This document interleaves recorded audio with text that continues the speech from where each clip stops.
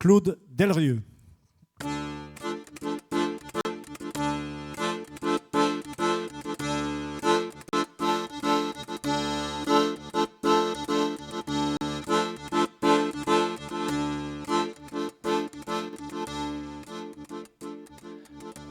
Je trouve, au niveau des jeunes, c'est pas évident.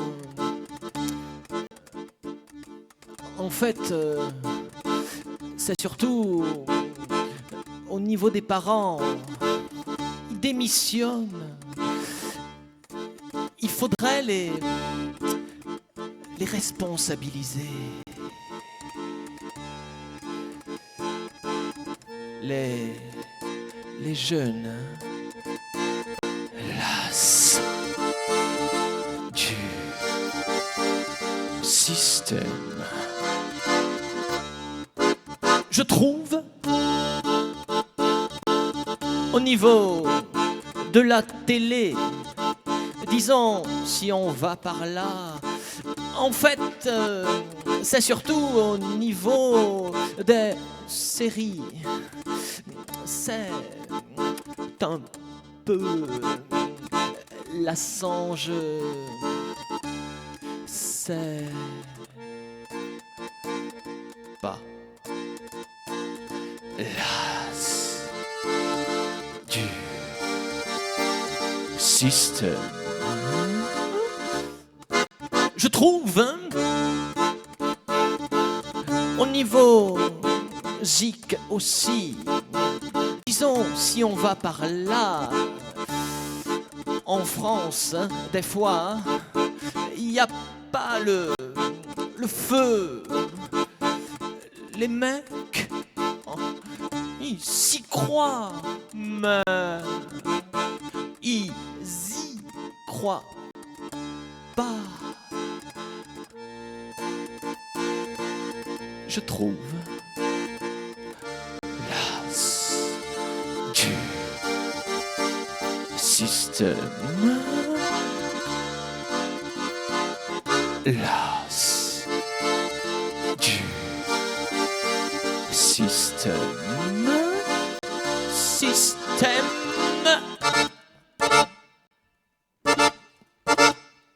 À tout à l'heure, Claude. Deuxième groupe que j'ai le plaisir d'accueillir sur ce plateau. Il s'agit de Sonia L'Avenir et de Jean-Marc Mézineau. Bonsoir. Bonsoir Sonia, bonsoir Jean-Marc. Alors, je vais vous poser la question rituelle. Quel sujet avez-vous décidé de nous présenter, vous, ce soir ? Le thème traité, c'est les nouveaux arrivants à Villeneuve. Les nouveaux arrivants à Villeneuve, très bien. Alors, quelle était l'équipe de reportage, Sonia ? Eh bien, au départ, j'étais toute seule, donc c'est vrai que j'ai fait pas mal de travail préliminaire pour essayer de rencontrer des personnes qui voulaient témoigner, préparer les questions pour l'interview. Et puis ensuite, j'ai été rejointe par Jean-Marc et on a travaillé comme ça en binôme. Et vous avez alternement pris les caméras, chacun votre tour, ou est-ce qu'il y avait quelqu'un particulier qui filmait ? Pas spécialement, c'est-à-dire qu'en fonction des affinités, soit Sonia, soit moi, on faisait soit les questions ou alors on filmait nous-mêmes. Et pourquoi vous avez choisi d'aborder ce sujet ? Parce que nous sommes récemment installés sur la commune. Vous êtes donc des nouveaux arrivants. Exactement. Vous êtes originaire de quelle région, quel pays ? Moi, je suis originaire de l'île de la Réunion. Et moi, d'Aix-en-Provence. Bien. Alors, comment vous avez vécu cette expérience de reportage ? Quel accueil vous avez eu auprès des gens ? L'accueil a été sympathique, mais par contre, ce que je dois dire, c'est que c'est la première fois que je tournais un sujet. Et bien évidemment, il y a eu pas mal de difficultés. D'abord, certains termes techniques, je ne les connaissais pas. Et pour cause, parce que jusqu'ici, on avait une caméra, un caméscope, tandis que là, tout d'un coup, on passait en numérique. Et puis, il fallait avoir affaire à des gens, disons, des professionnels. Exemple, Sylvia Guibaudot, qui nous a fait le montage. Et ça, c'est quelque chose que j'ai découvert à ce moment-là. Et Sonia, le dérochage aussi, il a fallu le faire ? Et évidemment, mais là, j'irai, c'est Jean-Marc qui s'en est occupé, parce que c'est quand même la personne qui était la plus disponible dans l'équipe, donc il a eu cette tâche ingrate. Eh bien, on va regarder, si vous voulez bien, votre travail, et puis ensuite, nous en débattrons avec nos invités. Donc, on va regarder, si vous voulez bien, ce travail fait par Sonia et par Jean-Marc, les nouveaux arrivants. Villeneuve-du-Paréage a été le témoin d'une croissance importante de son parc immobilier. Ainsi, à la fin de l'année 99, la mairie a recensé 62 demandes de permis de construire. Sur ce total, 26 émanent de personnes extérieures au village. Pour beaucoup, quitter la ville relevait d'un choix. Cet engouement va-t-il s'amplifier ou s'agit-il d'un simple phénomène de mode ?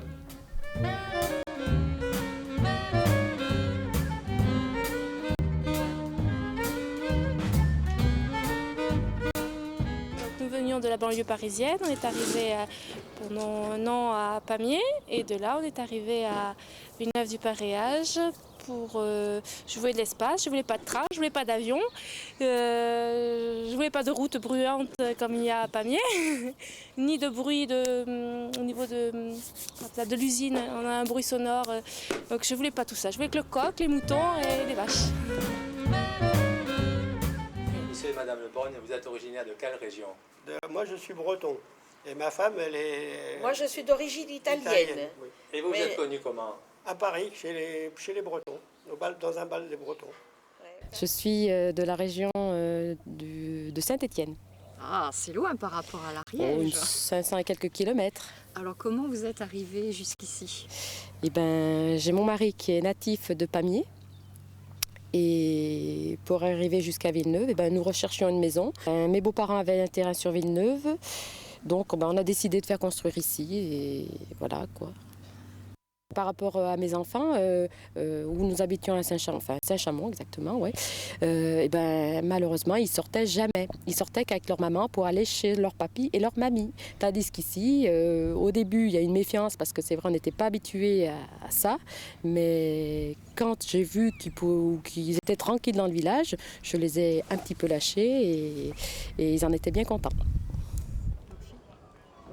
Je trouve que tout ce nouveau qui sont venus dans Villeneuve, ça a fait du bien pour l'école, vous voyez. Parce qu'à l'école, pour l'académie, pour conserver les 2 classes, il fallait tant de gamins. Et on était juste.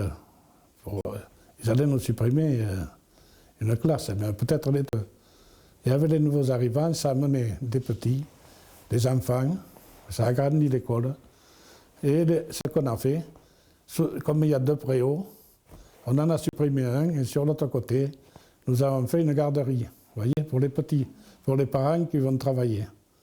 Alors, il y a une ouvrière, il y a un employé qui est employé par la mairie pour les surveiller, les garder, les soigner, quoi, faire la sieste, et ils sont bien là. Et ça fait combien de temps que tu es arrivé ici, toi ? C'est récent, je suis vraiment une vraie nouvelle arrivante.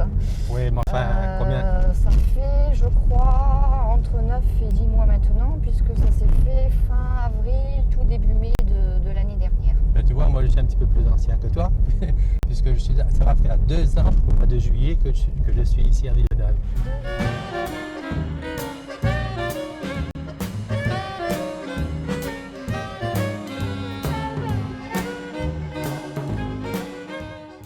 J'habitais Saint-Denis de la Réunion, qui se trouve au nord de l'île. C'est une ville qui compte 150 000 habitants, alors que Pamiers n'en compte que 14 000 et Villeneuve 523. Tu as choisi Villeneuve pour une raison bien précise, bien comme ça, parce que tu as trouvé que le village était agréable ou d'autres, pour une autre raison particulière? Je dirais qu'il y a eu un hasard, c'est que bon, au départ, ce qui a déclenché, on va dire, le déménagement, ça a été la construction de l'autoroute entre Toulouse et Foix, puisque moi je travaille sur Toulouse et mon ami travaille sur Foix. Donc quand l'autoroute s'est construite, ça a permis de rapprocher, on va dire, les distances. Donc on a décidé de trouver un lieu pour aménager. Et en regardant la carte, on s'est dit le secteur de Pamiers, ça serait bien, ça couperait un petit peu la distance en 2. Et c'est en faisant la tournée des agences immobilières, il se trouve que la première maison visitée, c'était cette maison à Villeneuve. Et comme ça nous a plu, c'est pour ça que nous nous sommes installés ici. Tu tu sais, c'est assez drôlement construit. Là où tu passes en ce moment, il n'y avait rien du tout. Alors, la première fois que j'ai emmené mon épouse là, elle m'a dit, c'est ici que tu vas construire? Mais il n'y a rien. Moi, j'habite pas dans un désert pareil. Et là, tu vois, regarde la quantité de maisons. C'est incroyable, la masse de gens, les personnes qui ont voulu s'installer ici. Quand je suis arrivé ici, eh bien, tout le monde a essayé de me mettre en confiance et ça, c'est très important. Parce que juste à côté de chez moi, il y a Karine et Eric. Ils ont 2 gamins. Ben, ce sont des gens à qui tu peux demander pratiquement tout. Eric, d'ailleurs, il est très connu dans le village. Il joue au rugby et c'est un bon buteur. Pas trop loin, il y a aussi Jérôme et Céline. Bon, ce sont des jeunes qui viennent de s'installer aussi. Et aussi, bon, mais pas de problème, on a eu tout de suite des rapports faciles. Et à l'entrée de la maison, il y a un 3e voisin, ce qui fait que celui-là, dès le départ, c'est lui qui m'a proposé d'emblée d'utiliser son poteau téléphonique, son poteau électrique pour acheminer l'électricité et la ligne téléphonique à la maison. Donc nous sommes les premiers à être installés, à y vivre ici, puisque nous avons acquis le terrain en même temps que nos voisins de derrière, Alain et Magali. De l'autre côté, nous avons Dominique et Christian, et de ce côté-ci, Thérèse et Cyril, qui sont arrivés à peu près en même temps, et puisqu'ils ont acheté la 2e parcelle en même temps. Donc à Noël, nous étions dans cette maison à partager le vin chaud et les merveilles avant de commencer les fêtes de Noël en fin de compte. Et le premier, nous étions chez Thérèse et Cyril où nous partagions l'apéritif un peu plus longuet et sympathique. Ce qui m'inquiétait quand je suis arrivée sur Villeneuve, c'était de trouver un village un peu vieux, entre guillemets. Donc j'avais un petit peu peur pour mes enfants qui s'ennuient et c'est pas du tout ça, quoi. Rien. Ce que j'ai trouvé, c'était vivant, avec des activités diverses et variées, ouais.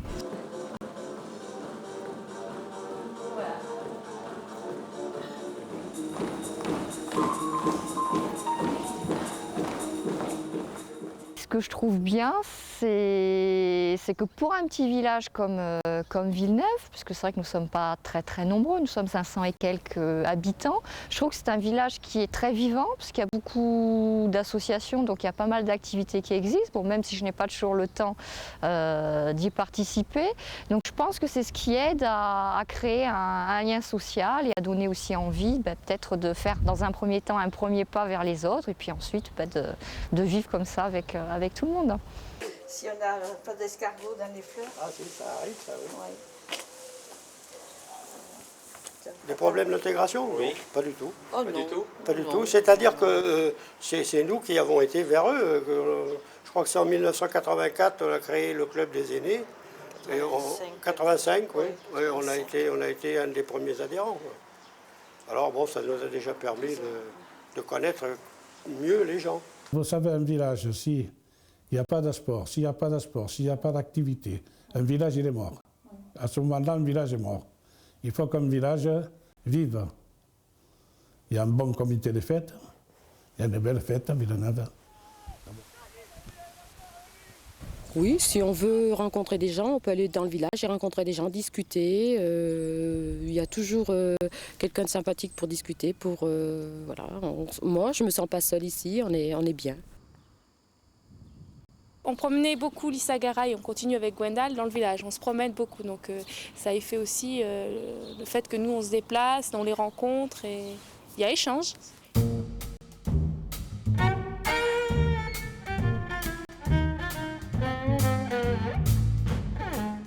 Ça, je regrette que beaucoup de gens qui viennent d'arriver, je crois qu'il faut les comprendre, ils viennent d'arriver, d'accord, mais ils viennent des villes où il y a beaucoup de population. Ils sont venus un bon peu ici pour avoir de la tranquillité, quoi. Je les comprends, mais enfin, ils ne cherchent pas trop à s'intégrer quand même. La preuve, c'est que chaque manifestation que fait le comité des fêtes et tout ça, ou les organisations qu'il y a, ils leur mettent une invitation dans la boîte à lettres et à quelque chose de près, on voit toujours les mêmes. Disons qu'il y en a qu'on ne les voit pratiquement jamais. Il y a beaucoup de gens qui sont venus habiter Villeneuve parce que vous savez qu'autour de Villeneuve, il n'y a plus de terrain, il n'y a plus rien, quoi. Autour de Pamiers, il n'y a rien. Alors les gens se posent tous sur Villeneuve. Et voilà, on a monté un lotissement. Il s'est monté un premier lotissement et ces gens-là ne sont jamais adaptés au village. Vous voyez? Et pourquoi, selon vous? Pourquoi? Je ne sais pas. La question, je ne sais pas. Ils n'ont jamais essayé. Nous, on a essayé quelques fois, mais jamais ils ont pu venir dans les assemblées. Vous savez, on a monté des assemblées, mais soit de sport, soit de gymnastique, de n'importe quoi. Ils ne se sont jamais intéressés, vous voyez. Je pense que si vous ne voulez pas vous intégrer, vous restez chez vous. Donc nous, bon, moi je suis comme ça, je vais vers les autres. Donc j'ai su qu'il y avait ce son et lumière qui se préparait. Donc moi, on a voulu y participer.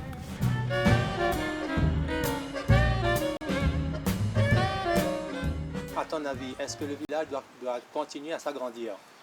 Mais, à mon avis, j'ai pas l'avis de... Oui, il faudrait que ça s'agrandisse, je suis entièrement d'accord. Hein. Moi, on ne peut pas dire contre, on ne peut pas être contre. Bon, les gens qui ont du terrain, bon, il faut les comprendre. Mais moi, je dis une chose, si ça doit s'agrandir comme dans certains villages aux alentours, par là, où la population s'est doublée, triplée, quadruplée, où il y a des gens qui ne se connaissent même pas entre eux maintenant, si on doit en arriver là, on parle de l'intégration, je ne sais pas où c'est qu'on va en arriver alors. Hein.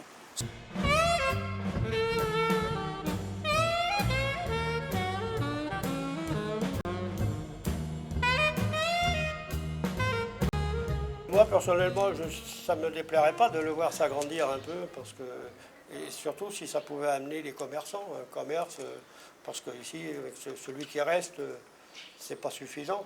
Alors, si par exemple, les villages avoisinants, comme la Tour du Crieux, peut-être pas se développer autant, mais tout au moins un peu quand même. Parce que à la Tour, il y a les commerces, il y a le bureau de poste. Et ici, il n'y a rien, pratiquement rien. Je crois qu'il s'agrandira encore. Hein. Parce que ici, aux alentours, derrière chez moi et tout, c'est prévu encore pour faire un autre lotissement. Alors, on va dire que le village va... Mais enfin, il ne va pas falloir trop évoluer trop grand, parce qu'autrement, après, vous savez, c'est plus un village. Oui.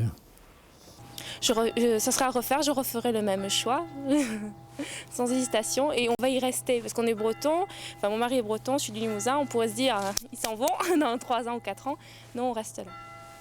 Donc c'est notre siège, enfin pas obligation, pas le choix de la vie, mais c'est notre choix, c'est ici, c'est notre terre, quoi. Vous avez planté vos racines. Oui, ça y est. Donc en conclusion, on peut dire que c'est une intégration réussie. Oui, tout à fait. Donc l'intégration s'est bien passée et se passe toujours bien. C'est vrai que lorsque je suis arrivée au début, j'avais quand même une certaine appréhension, puisque j'ai toujours vécu en appartement, j'ai toujours vécu en ville. Donc j'avais un petit peu peur de m'isoler comme ça dans la campagne. Donc c'est vrai que c'était une première expérience. Et avec du recul, je dirais que j'en suis contente, parce que c'est vrai qu'il y a une autre qualité de vie qui est tout autre et c'est bien sympathique. Je rentre, c'est le soir assez tard, donc j'ai peu l'occasion de rencontrer les villageois. Et je dirais grâce à cette expérience de télé locale, ça m'a permis de faire un peu plus connaissance avec d'autres villageois et c'est une façon, je dirais, de s'intégrer.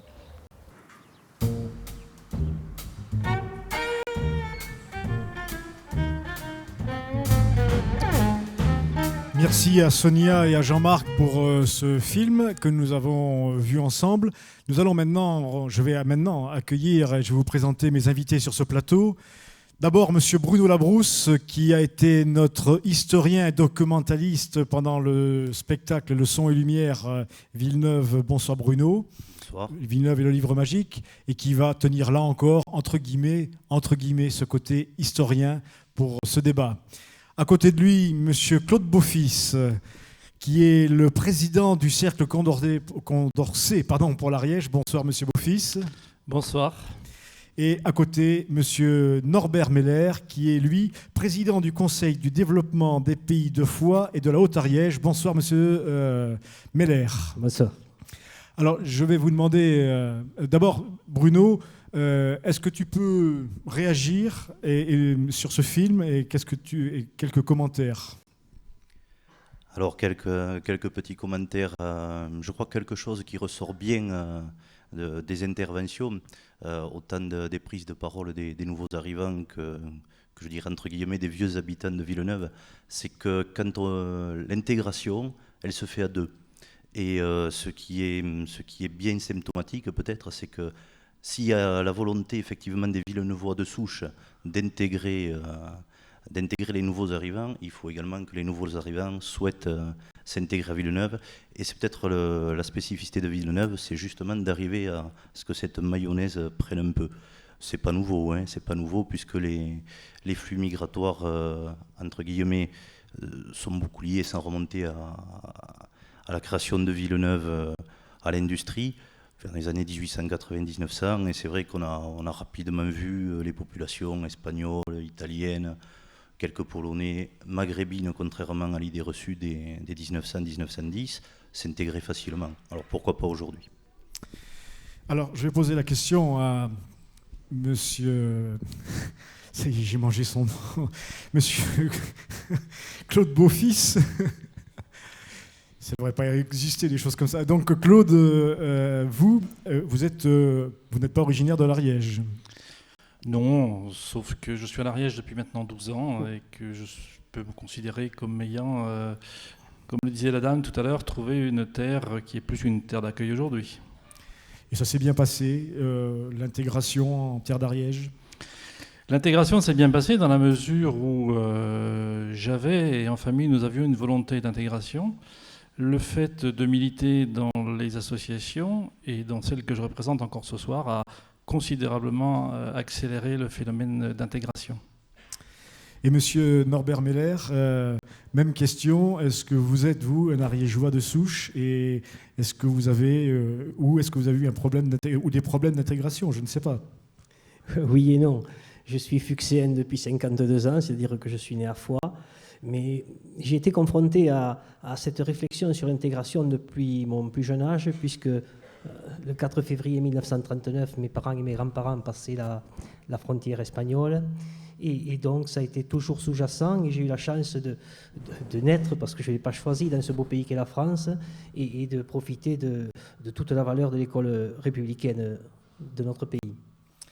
Alors, question que je vais continuer à vous poser.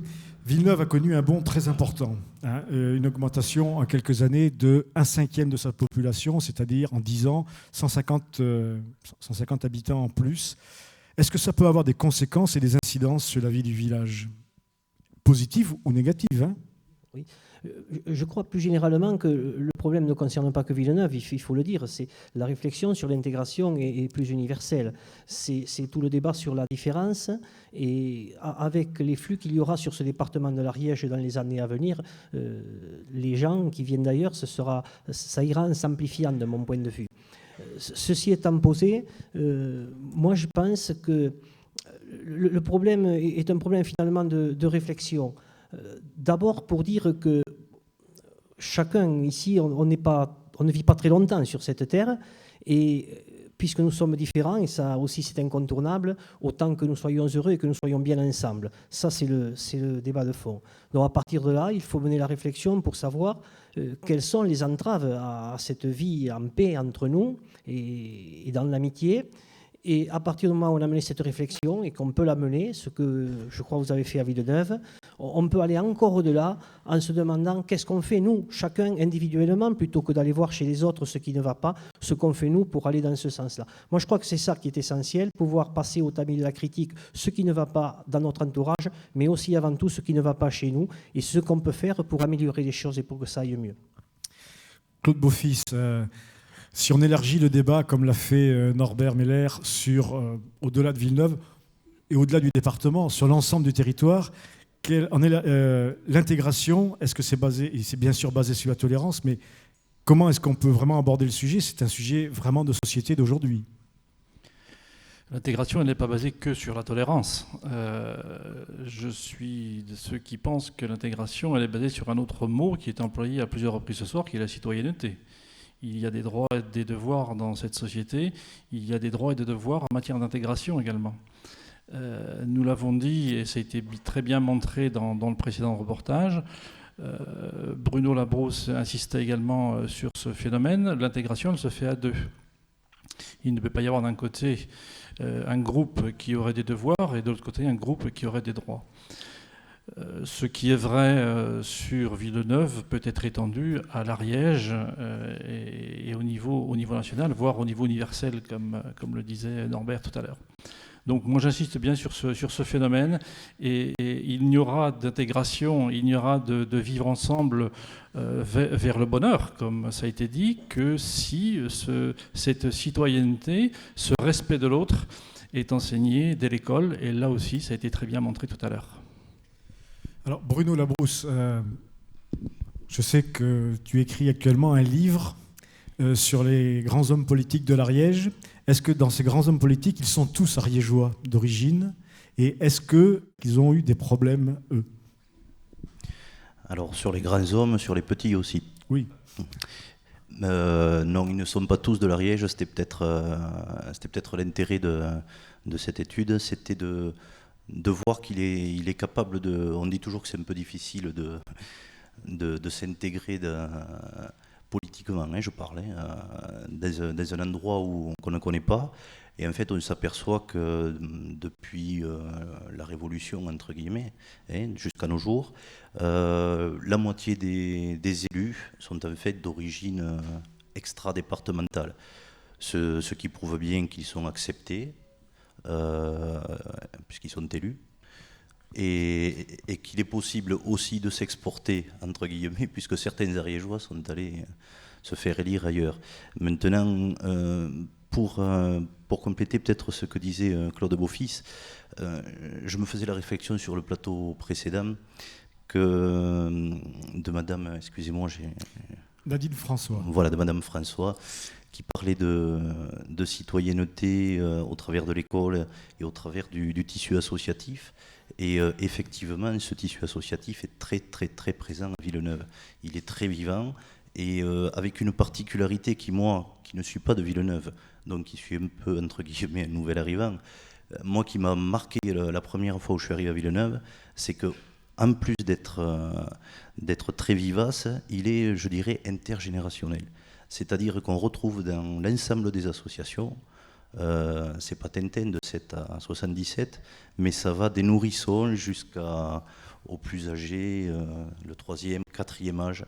Et il y a une espèce de, non pas de nivellement, mais d'intégration et d'acceptation des âges qui est impressionnante à Villeneuve. Voilà.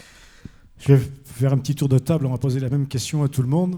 Alors, Jean-Marc, quels moyens doit-on essayer de trouver des deux côtés pour marcher les uns vers les autres? Est-ce que c'est une petite idée qui vous a traversé l'esprit quand vous avez fait ce reportage? Forcément, parce que, comme le disait dans le reportage Dominique, il y a d'abord une démarche personnelle à effectuer. Si cette démarche n'est pas faite, il n'y a rien à faire, l'intégration ne se fera pas. Donc il y a d'un côté, comme disait monsieur, il y a d'un côté la personne elle-même qui essaye de s'intégrer, qui fait ce premier pas, et de l'autre les habitants qui veulent bien l'accueillir. Je vous remercie, messieurs, d'être venus débattre avec nous et nous parler de ce sujet. Moi, j'ai envie de vous offrir simplement la phrase de Nougaro qu'il chante dans Bidonville. « Donne-moi ta main, camarade, j'ai 5 doigts moi aussi, ils peuvent se croire égaux. » Et on retrouve dans ce sillon d'amour, on peut retrouver aussi le sillon du paysan qui va labourer sa terre pour semer la graine qui donnera, je l'espère, cette fleur d'amour. Je suis un paysan, Claude Derriereux.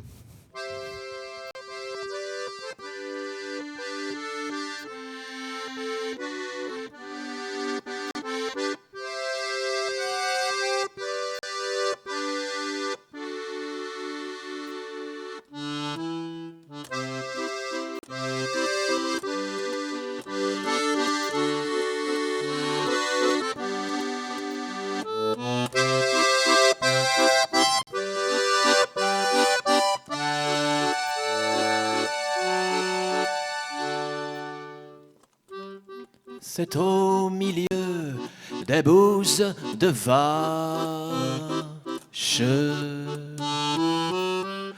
de la volaille, des champs de patates. Dans une chaumière, un matin sombre, que j'ai atterri dans ce monde.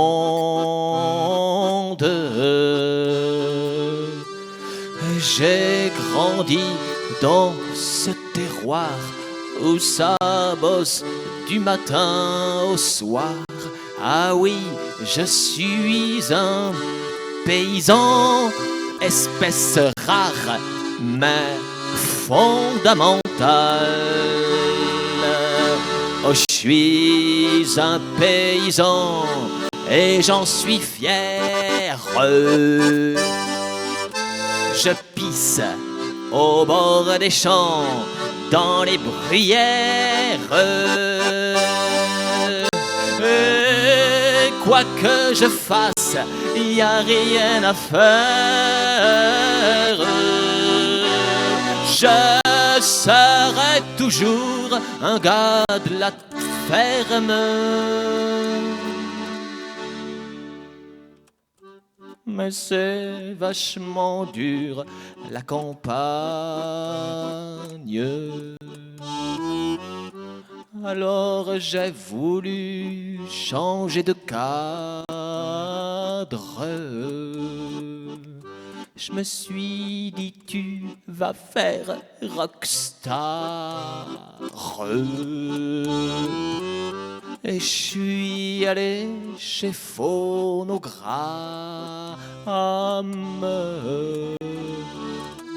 J'avais bossé, j'étais sûr de moi, mais ils m'ont dit hein, tu rigoles ou quoi? Ton truc ça fait trop cambrousard. Moi je leur ai dit que c'était normal, car je suis un paysan et j'en suis fier. Je pisse au bord des champs, dans les bruyères.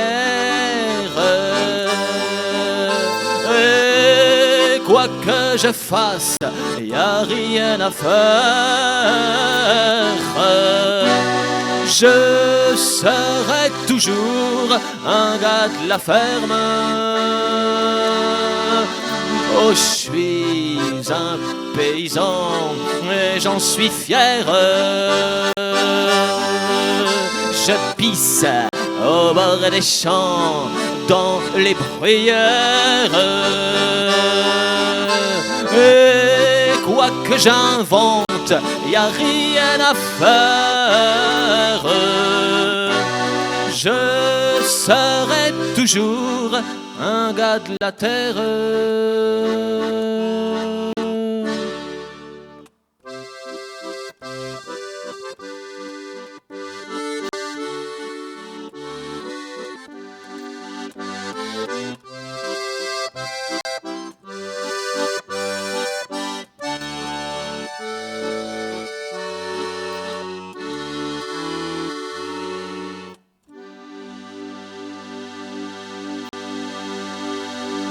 Quel est le reportage que l'on va regarder? Mais le reportage qu'on va regarder ce soir, donc, c'est sur l'agriculture. Donc, c'est le groupe qui est composé de nous donc, qui avons fait ce reportage. Justement, lors de la première réunion d'antenne collective, moi j'ai proposé ce sujet et donc ces gens-là m'ont suivi. Et Alexandre, il y a combien d'agriculteurs parmi vous là? Parmi nous, je crois qu'il y en a qu'un. Mais enfin, nous, pas encore, hein. Moi personnellement, je ne suis pas agriculteur, mais ce qui m'a poussé à rejoindre ce groupe qui s'occupe de l'agriculture, je soutiens ceux qui défendent quand même la nature. Quand je pense qu'il y a des capitalistes qui détruisent les forêts amazoniennes pour s'enrichir et qui détruisent la nature, moi, je pense que je suis là pour soutenir ces gens-là. Voilà pourquoi je suis là. Denis, pourquoi avoir choisi ce reportage sur l'agriculture? Ah mais parce que tout simplement, j'avais pas le choix, quoi. Il restait plus trop de sujets, donc je me suis dit, il faut y aller là, sinon c'est foutu, quoi. Donc voilà pourquoi j'ai donné la main là, quoi. Bien, eh ben, c'est un excellent coup de main, j'en suis sûr. Jean-Jacques, Jean-Jacques, comment vous vous êtes répartis les tâches dans votre équipe de travail? Je pense que ça a dû se faire dans la bonne humeur, non? Ah oh non, c'est pas ennuyé. Donc au départ, il fallait prendre contact avec les différents agriculteurs qu'on a interviewés. Donc le plus disponible, c'était Néné qui s'est chargé de prendre tous les rendez-vous. Après, au niveau technique, c'est Frédéric qui filmait. Et puis après, avec Denis, suivant nos disponibilités, on faisait les prises de son. En gros, Perchman, quoi. Si tu veux. Alors, Frédéric, ce regard sur l'agriculture, c'était important pour toi de démontrer un travail de fond, et parce qu'il y a un projet personnel derrière tout ça, c'est ton expérience, enfin, tu vas te lancer toi-même dans l'agriculture. Oui, ben ouais, je vais me lancer dans l'agriculture. Bon, là, je fais encore des études pour ça. Et donc, je projette après de m'installer en tant qu'agriculteur. Et donc, par le biais de ce reportage, j'ai voulu montrer ce qu'était ce métier-là, tout ce que ça peut toucher, quoi. Monsieur Vinuesa, oui. Est-ce que c'est la première fois que vous travaillez sur un reportage télévision? Ah oui. Et quelle expérience, qu'est-ce que vous retirez de cette expérience? Oh, dans le fond, c'est pas mal, mais enfin, oui. C'est du boulot. C'est un peu, oui. Mais enfin, si, c'est pas mal quand même. On apprend des choses, on apprend des choses qu'on ne connaissait pas. Denis, quel a été le plus gros travail à faire à travers ce reportage? Le plus gros travail? Oui. Le dérochage, sans aucun doute, quoi. Oui. C'est vraiment fait. Je ne sais pas s'il y a un terme pour définir vraiment le dérochage, quoi. Je n'ose pas le dire parce que ça va aller. Non, mais c'est vraiment, oui, on voit tout le travail qu'il y a à fournir vraiment pour arriver à faire un reportage correct, quoi. En fait, maintenant que vous êtes passé de l'autre côté de la caméra et que vous avez travaillé comme des professionnels, entre guillemets, est-ce que vous aurez le même regard sur la télévision que vous l'aviez avant? Ben non, justement, quand il y a des reportages à la télé, on essaye de regarder ce que nous ont un peu appris Renaud, Valérie et Chantal, quoi. Bien. Je voudrais savoir si Jean-Jacques, à travers ce reportage, au-delà de devenir un professionnel de la télévision, pourquoi pas, est-ce que ça t'a inspiré pour un jour te lancer dans l'agriculture? Ah, la terre est basse.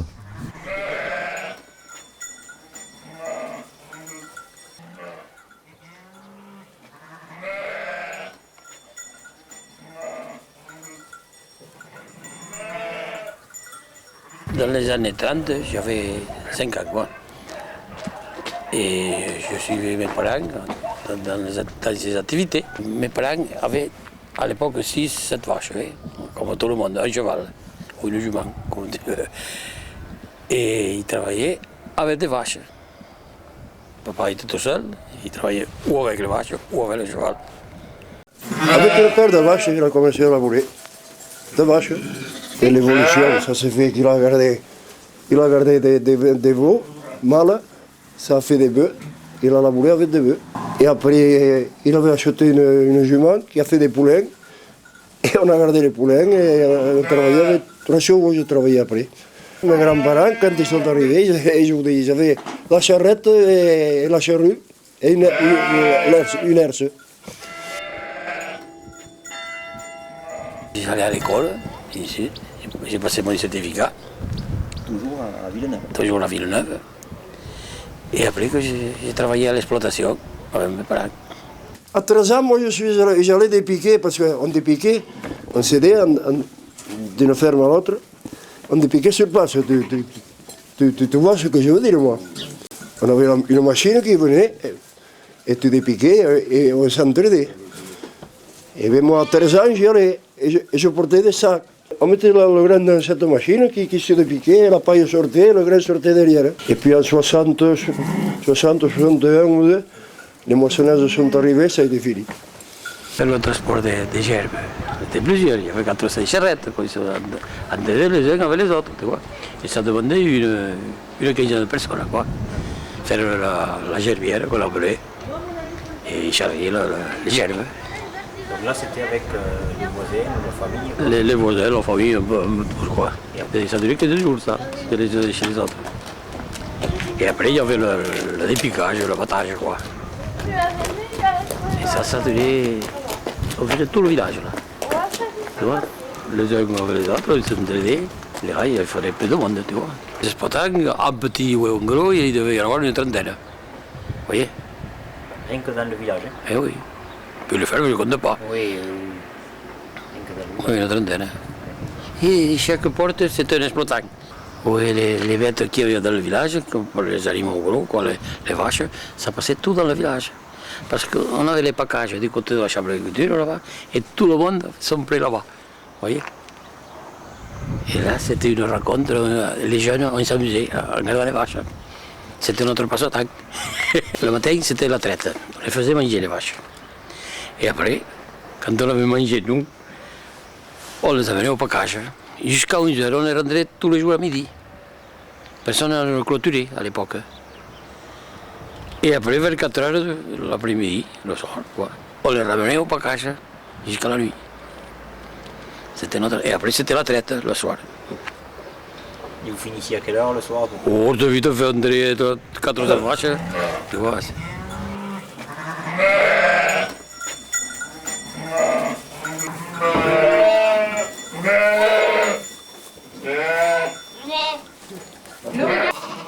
Et du bétail, il y avait des vaches, il y avait des brebis, des cochons et des juments.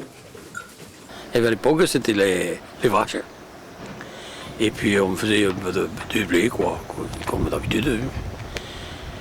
Du maïs, la vigne, et c'est tout. Il n'y avait pas 50 solutions là. Tu vois? Et du tabac alors? Du tabac, on faisait 10 ans de tabac, à tout casser, quoi. 10-15 ans. Il n'y avait que 5 ou 6 qui faisaient du tabac. La vigne, un peu tous. Chacun avait sa consommation de vin à l'époque. Quand on était à la ferme, on faisait venir tout ce qu'il nous fallait pour nourrir les bêtes. On n'achetait rien. On se le faisait venir tout. Tout. On faisait des canards gras et des cochons. Et puis des poulets, et des œufs, et puis on avait le lait. Des légumes? Et des légumes. Maintenant, des gourmandises comme il y a aujourd'hui, ça, il n'y en avait pas. On vivait bien même, aussi bien que maintenant. Il n'y avait pas la voiture, il n'y avait pas le tracteur, il y avait moins de frais. Le cochon, il y avait le nôtre. Et les autres, il y avait les petits cochons qu'on apportait à la foire. Tous les 15 jours, il y avait la foire pour lui. Et on portait les cochons à la foire. Ça faisait un petit apport, même un gros. Et les poulets, il y avait le marché à Pamiers. Avec l'argent des poulets qu'on faisait, on achetait à l'épicerie, quoi. Voilà.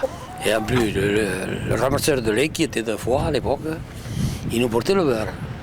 Il nous portait des tablettes de beurre.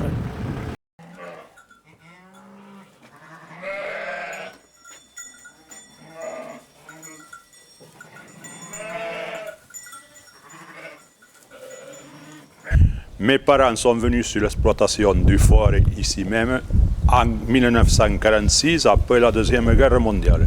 Mes parents étaient sur l'exploitation en tant que métayers à l'époque, c'est-à-dire que le patron, c'était un boucher de Carcassonne, prenait la moitié des rendements, il participait à la moitié des dépenses. Et en 1948, il nous a acheté un petit tracteur essence, un Ford Ferguson, 24 chevaux. C'était un des premiers au village et nous étions bien satisfaits, mais on ne l'utilisait pas à fond parce que l'essence, ça revenait cher. Mes parents étant habitués à travailler avec les bêtes, le jour qu'on sortait le tracteur, ça faisait une dépense supplémentaire, disons. Et au retour de mon service militaire, en 1961, nous avons réussi à acheter un tracteur d'occasion, 35 chevaux, alors diesel. Lorsqu'ils ont acheté l'exploitation en 1961, ils ont été obligés de faire un prêt, un emprunt. Ça a été dur, il a fallu que des amis au placé que nous les conseillent, mes parents, pour contacter un emprunt parce que ça, ils n'en avaient jamais fait et ils trouvaient ça un peu rude, quoi.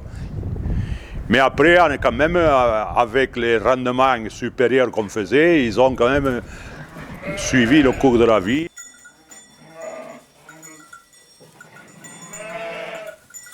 Je suis né dans une famille d'exploitants agricoles. Mon père était fermier. À l'époque, ne possédait rien. Je suis venu à Péric en 1966, sur l'exploitation avec mes parents et frères et sœurs. Et en 1973, j'ai acheté Pomarède, dont les terrains touchent à Péric. C'était une facilité pour nous aussi. Nous avons monté un GAEC à ce moment-là avec mon frère. Et nous sommes arrivés à une structure plus importante car l'évolution de l'agriculture voulait que le revenu baissant à l'hectare était obligé d'augmenter les hectares pour vivre de ce métier-là. Par la suite, en ayant fait ce choix, je me suis bien vite rendu compte quand même que le métier était très dur. Quand j'ai pris Pomarède, j'ai emprunté sur une durée de 30 ans. En 1974, mes parents ont acheté 5 hectares de terre à la ferme voisine, là, la Tuilerie, qu'ils abandonnaient, donc ils ont acheté 5 hectares de terre. Et par la suite, nous avons pris d'autres surfaces en fermage. Et lorsque je suis arrivé au stade de ma retraite, j'exploitais 52 hectares. Et au départ, avec mes parents, ils n'avaient que 20 hectares, vous voyez. Et progressivement, et quand il y a des surfaces qui se libèrent, mon fils ou moi-même, on essayait de les récupérer pour faire un peu plus de rendement. L'évolution des années 1970 à nos jours, c'est une évolution qui a été très rapide, très grande. Et nous travaillons à l'époque avec du matériel assez rudimentaire, des tracteurs trop petits, qui cahotaient, mal commodes et surtout pas assez confortables, qui abîmaient pas mal le dos des agriculteurs qui passaient leur temps. Ensuite, il y a eu la baisse du revenu à l'hectare, donc agrandissement automatiquement des exploitations, aménagement du parc matériel, que ce soit tracteurs, moissonneuses, batteuses et autres, qui a décuplé. Nous avons des tracteurs à cabine insonorisée, climatisée. Le réseau d'irrigation est arrivé en 1980, a sécurisé la rentabilité et le rendement en maïs. J'ai fait la production de maïs, qui aujourd'hui encore est ma production principale, et j'ai mis des vaches à viande, qui m'a permis de cultiver les terrains non irrigables.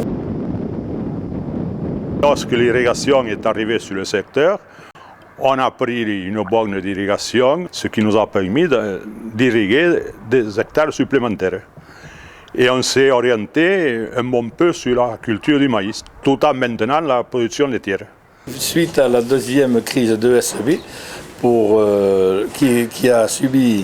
qu'a subi l'élevage français, donc c'est la maladie de la vache folle, j'ai décidé de faire la vente directe à la ferme. Ce qui impose quand même un investissement supplémentaire, à savoir une chambre froide, une bétaillère pour transporter chaque animal tous les 15 jours à l'abattoir, et puis le temps aussi de vendre à la ferme, car tous les clients viennent chercher la marchandise. Mais c'est quand même bénéfique, ça m'a permis d'avoir pas mal de contacts avec du monde extérieur, donc autrement dit les consommateurs.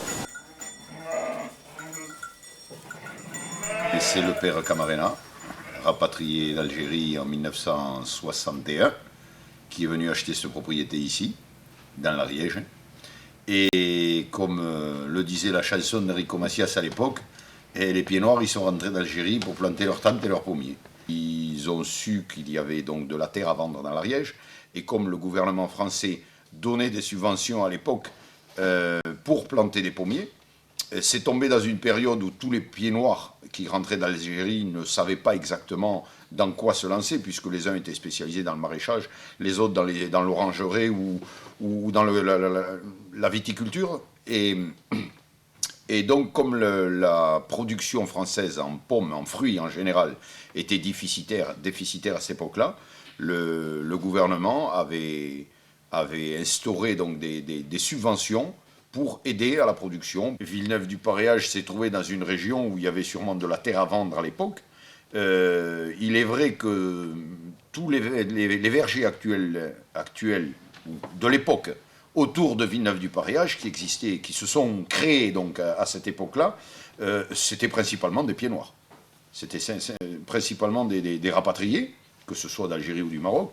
Et il se trouve qu'ils ont acheté ça parce que bon, l'hectare de terre coûtait moins cher. Ils avaient les subventions, donc ils ont planté leurs pommiers. Et voilà comment Villeneuve s'est retrouvé avec pas mal de terres plantées en pommiers, quoi. Le père, lorsqu'il est arrivé en 62, lui, il a été un des fondateurs, donc il a été associé avec pas mal d'autres pour fonder la coopérative de Pamiers. Et elle était prévue pour que tous les producteurs amènent les pommes à Pamiers. Mais lorsque vous commencez à payer les constructions d'énormes frigos, que vous avez un directeur, que vous avez un sous-directeur, une secrétaire, deux comptables, de la machinerie sophistiquée et tout, il est certain que tout ça, il faut le payer aussi. Et résultat des courses, la coopérative se gardait donc le maximum pour amortir son installation, et le producteur se retrouvait avec pas grand-chose devant lui quand même. J'ai décidé donc de me séparer de la coopérative fruitière, chose qui a été faite en 1989, année où il m'a fallu bien sûr énormément investir dans des chambres froides et où j'ai agrandi mon système de commercialisation. C'est-à-dire augmenter le nombre de fourgons, augmenter le nombre de vendeurs. Pour ce, il a fallu embaucher un mécano, parce que quand on a plusieurs fourgons, si on passe par le garage, c'est plus possible, donc il faut tout se faire sur place. Et ainsi de suite, quoi.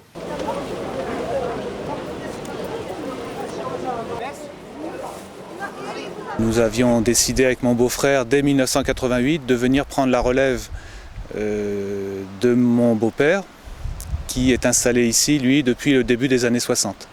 Actuellement, nous vendons en vente directe la grande majorité de notre production. Nous écoulons un petit peu de fruits auprès d'une grande surface de Pamiers. Nous avons la chance d'avoir un contact privilégié avec nos clients, en particulier quand nous vendons sur les marchés, ce qui nous permet de savoir exactement ce qu'ils veulent, en termes de variété, en termes de goût, en termes de qualité. Actuellement, il me semble qu'il n'est pas indispensable de faire du volume, surtout si on n'est pas capable de le vendre.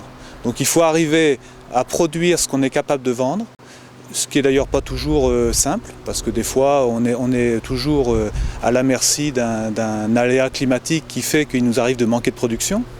Mais de là à produire beaucoup plus que ce que nous pouvons écouler, non, je crois que ça serait une erreur.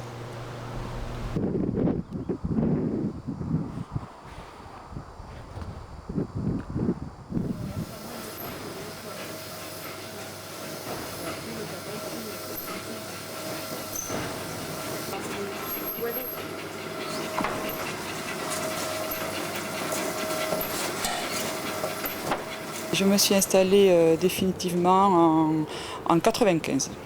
Je suis donc née ici et je suis revenue au pays. Je me suis installée avec une production tabacole. Bon, c'est quelque chose de nouveau, je ne connaissais pas du tout cette production, c'était un essai pour moi, tout simplement. Je n'avais jamais vu un pied de tabac pratiquement. Voilà. Quand je me suis installée sur une superficie d'une vingtaine d'hectares et ces 20 hectares dans ce secteur, ce n'est pas viable. Donc il faut chercher des productions avec une forte plus-value. Et c'est pour ça que j'ai choisi ce type de production.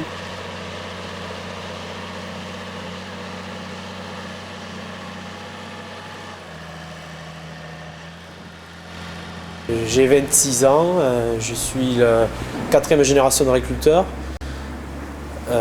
J'ai repris l'exploitation en 1999, après une expérience professionnelle à l'extérieur. Quand mes parents ont pris la retraite, ils ont cessé la production laitière. Moi, j'ai profité de l'opportunité de m'agrandir au niveau surface. Et par la suite, donc, j'ai diversifié au niveau des productions. J'ai introduit des cultures à un revenu un peu plus important. Maïs, semences, et puis ensuite des diversifications au niveau légumes, haricots, légumes de plein champ, haricots, pommes de terre.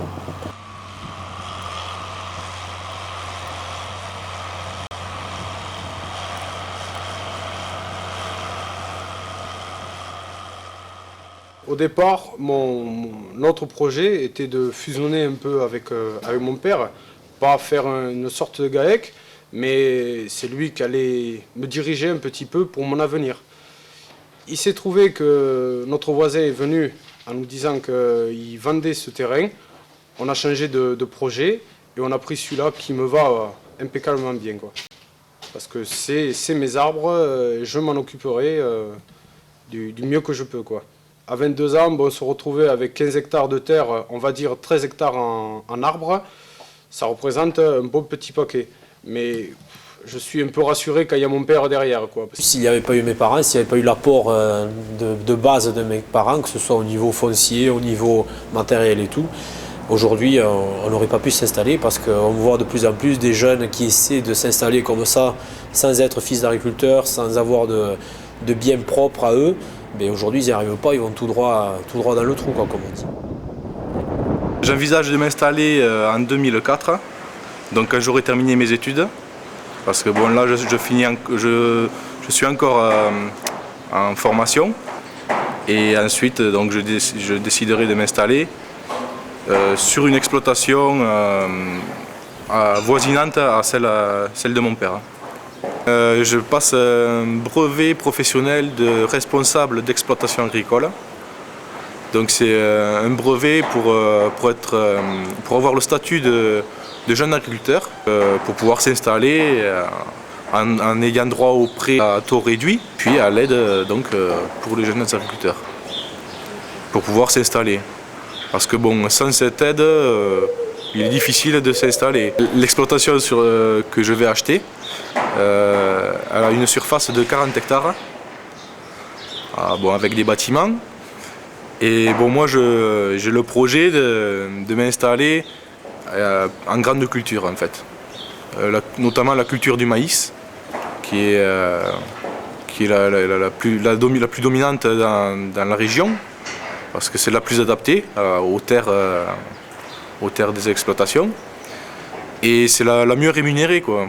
Après, je projette ça, mais selon justement la réforme de la PAC, s'il y a d'autres cultures mieux adaptées et plus rentables, je m'adapterai en conséquence.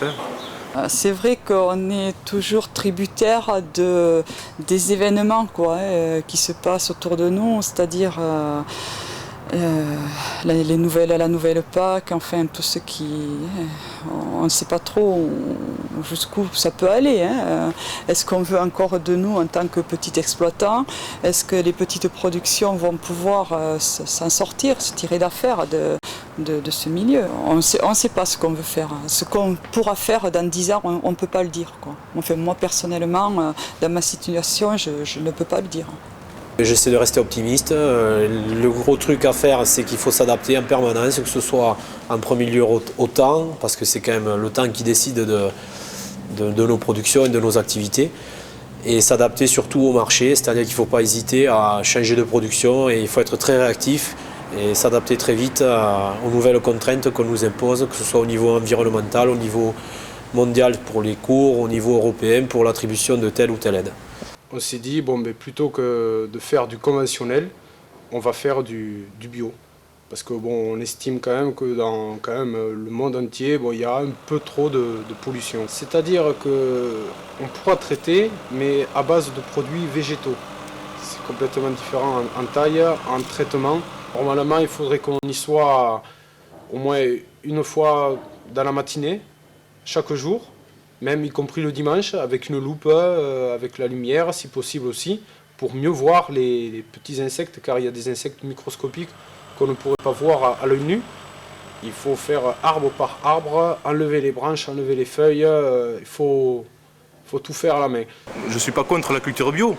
Moi, je dis qu'il faut de la place pour tout le monde, donc que ce soit de la culture bio, ou bien de la culture raisonnée, ou de la culture intensive, bon, il faut que tout le monde trouve sa voie. Avant tout, le bio, c'est un état d'esprit, je pense, à mon avis. Où on est bio ou on ne l'est pas. Moi, je ne le suis pas, clairement. C'est une fausse idée de dire que le bio, c'est naturel. C'est peut-être naturel, mais tous les problèmes phytosanitaires ne sont pas résolus. Le bio, aujourd'hui, c'est un peu un effet de mode. Et beaucoup en reviennent, on le voit que beaucoup en reviennent parce que parce que le produit bio est cher déjà, donc les consommateurs comme vous et moi, on ne veut pas y mettre trop le prix, donc le bio ça revient cher. Et c'est une production qui à long terme n'est pas durable.